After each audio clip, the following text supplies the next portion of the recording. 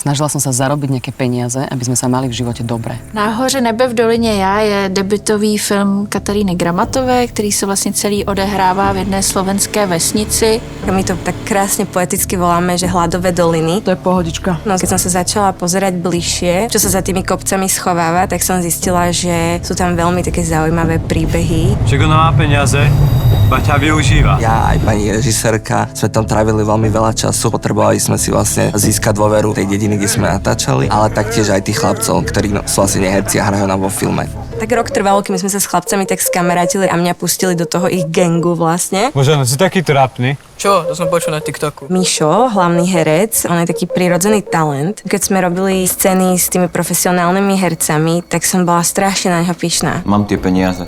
Bolo to pre mňa zaujímavé. Nepamätám si, že čo bolo náročné, ale chodiť na babete, tak to bolo najľahšie. To je riadna blbosť. Jezdili jsme fakt po kopcích, kde ty kluci jezdějí. Oni se fakt ničeho nebojí. Když tam svištěli kolem nich ty auta, tak je to podle mě dost autentický i v tom filmu. Samozřejmě na různý pády jsme měli kaskadéra, i když kluci dost navrhovali, že to udělají sami.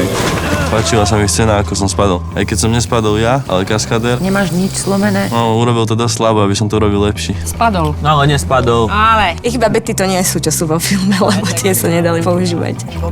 Keď sme natáčali, tak my sme ich prosili, že nech prídu s funkčnými. A oni prišli a už na druhej strejke už nefungovali.